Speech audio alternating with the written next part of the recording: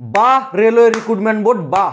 এত একটা বাজে বড় পরিবর্তন আনার জন্য রেলওয়ে রিক্রুটমেন্ট বোর্ড আর আমাদের রেলওয়ে মিনিস্টারকে ভাই সালাম জানাই যে আপনারা এত বড় একটা বাজে পরিবর্তন নিয়ে আসতে পেরেছেন রেলওয়ে গ্রুপ ডি নতুন নিয়োগের জন্য। ভাই রেলওয়ে গ্রুপ ডিতে আপনারা নিয়োগ করাবেন না, সেটা সরাসরি বলে দিলেই হয় যে আমরা নতুন করে কোনো ক্যান্ডিডেটকে রেলওয়ে গ্রুপ ডিতে নেব না। এর জন্য এত বারবার নতুন নতুন নোটিশ জারি করা, নতুন নতুন বড় বড় পরিবর্তন করার কোনো মানেই হয় না। এক কথায় বলে দিলেই হয় যে আমরা নতুন করে রেলওয়ে গ্রুপ ডিতে কোনো ক্যান্ডিডেটকে নিয়োগ করাবো না, আমরা তাদেরকে স্যালারি দেবো না। তাতে রেলওয়ের কর্মচারীর সংখ্যা কম থাকলেও কোনো যায় আসে না, বারবার রেল দুর্ঘটনাতে হাজার হাজার মানুষ মারা গেলেও যায় আসে না। এটা সাফ ক্লিয়ার করে জানিয়ে দেওয়াটাই ভালো, কারণ বারবার এক একটা করে নোটিশ জারি করা আর এরকম নতুন নতুন পরিবর্তন আনার কি মানে হয়? কারণ এইবারে তোমাদের যে পরিবর্তনটার আমি কথা বলতে চলেছি, এই পরিবর্তনটার কথা শুনে তোমাদের চোখ কিন্তু ভাই কপালে উঠে যাবে। কারণ এই রকম পরিবর্তন এসএসসিও হঠাৎ করে কোনো রিক্রুটমেন্টের ক্ষেত্রে করে দেয় না। যেটা রেলওয়ে করেছে তাও আবার গ্রুপ ডি লেভেল পোস্ট, যেটাকে লেভেল 1 বলা হচ্ছে, যেখানে মাধ্যমিক পাস যোগ্যতার ক্যান্ডিডেটরা আবেদন করে, সেই নিয়োগে এত বড় একটা পরিবর্তন নিয়ে আসছে রেলওয়ে গ্রুপ ডি। দেখো, একজন ক্যান্ডিডেট যখন রেলওয়ে গ্রুপ ডির এক্সামের প্রিপারেশন নেয়, সেখানে যাওয়ার জন্য প্রস্তুতি নেয়, তখন তার মাইন্ডসেট এটাই থাকে যে প্রথম ফর্ম আবেদন করব। রেলওয়ে গ্রুপ ডি সিলেকশন প্রসেসে কি হয়, একটি হয় তোমাদের সিবিটি 1, ফিজিক্যাল টেস্ট, মেডিকেল, তারপর ডকুমেন্টস ভেরিফিকেশন। তাহলে সব থেকে বেশি সে জোর দেয় কিসে? সিবিটি 1, একটি পরীক্ষা হয়, এটাতে তোমাদের জোর হয় যারা রেলওয়ে গ্রুপ ডিতে এক্সাম দেয়, আর বাকি 3টা তো এমনিতে তারা ক্লিয়ার করে নিতে পারে। এই মাইন্ডসেট নিয়ে তারা কিন্তু রেলওয়ে গ্রুপ ডিতে ফর্মটা আবেদন করে। কিন্তু এইবার যে পরিবর্তনটা এনেছে সেটা কিন্তু ভাই সম্পূর্ণ সব কিছু পরিবর্তন করে দিচ্ছে। প্রথমে তোমাদের যে পরিবর্তনটা করেছে রেলওয়ে, কি প্রথম নোটিশে জারি করেছিল 32,438, কিন্তু পরবর্তীতে দেখো নোটিশে তোমাদের 32,000 ভ্যাকেন্সি করে দিয়েছে। আবার তারপর নোটিশে বলে দিয়েছে যে 10 পাসেও শুধুমাত্র আবেদন করতে পারবে, যাদের আইটিআই আছে তারাও পারবে, যাদের ডিপ্লোমা বা যাদের ন্যাশনাল ট্রেডের সার্টিফিকেট আছে তারাও পারবে। কারোর কাছে আইটিআই, ডিপ্লোমা বা ন্যাশনাল ট্রেডের সার্টিফিকেট না থাকলেও সে যদি 10 পাস হয় তাতেও আবেদন করতে পারবে। এটা পরবর্তী আপডেট তোমাদের যায়।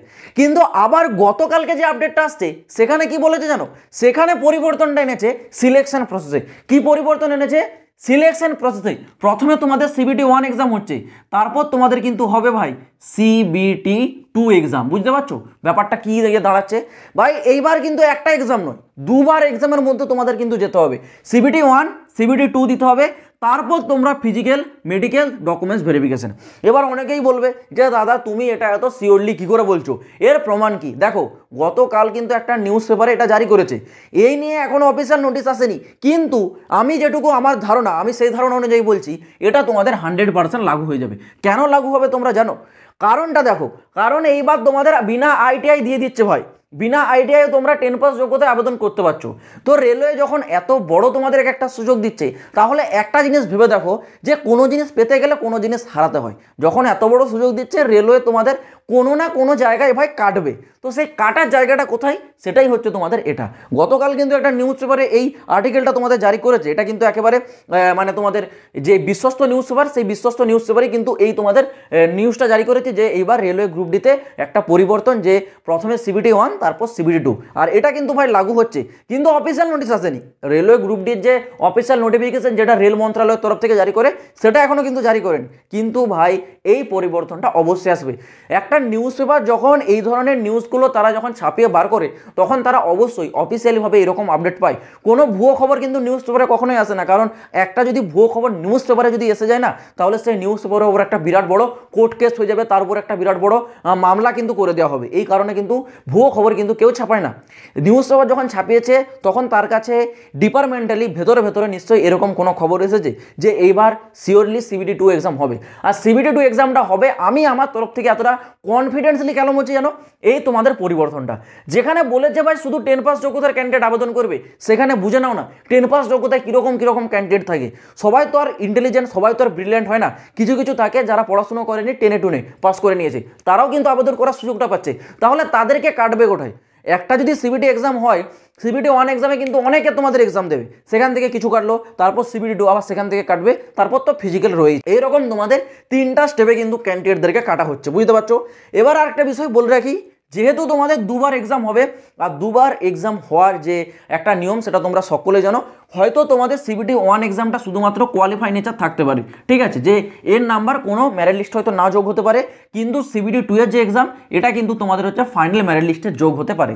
তো যাই হোক, এই বিষয়টা তখনই জানতে পারবে যখন রেলওয়ে গ্রুপ ডির যে অফিসিয়াল নোটিফিকেশন রিক্রুটমেন্টের সেটা আসবে। সেটা কবে আসবে তোমরা সকলে জানো, রেলওয়ে গ্রুপ ডি তোমাদের ফর্ম আবেদন কবে থেকে শুরু হচ্ছে না, 23 জানুয়ারি 2025, ঠিক আছে, আর মাত্র কয়েকদিন বাকি আছে। তো 23 জানুয়ারি থেকে ফর্ম আবেদনটা শুরু হবে, হয়তো তোমাদের এর নোটিফিকেশান সম্ভবত 18, 19, 20, 21-এর মধ্যে কিন্তু তোমাদের জারি হয়ে যাবে। যখন নোটিফিকেশান জারি হবে তখন কিন্তু সিলেকশনের বিষয়টা তোমাদেরকে আরও ক্লিয়ার করে নোটিশে বলে দেওয়া হবে।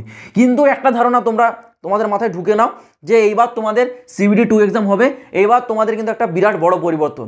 যেই সব ক্যান্ডিডেটরা এই মাইন্ডসেট নিয়ে রেলওয়ে গ্রুপ ডিতে আবেদন করতে আসছিলে যে একটি পরীক্ষা দেবো তারপর ফিজিক্যাল, মেডিকেল আর ডকুমেন্টস ভেরিফিকেশন, সেটা থাকছে না হয়তো, এবার তোমাদের হয়তো দুটো এক্সাম দিতে হবে। তো সেই লেভেলের তোমাদেরকে প্রস্তুতি নিতে হবে।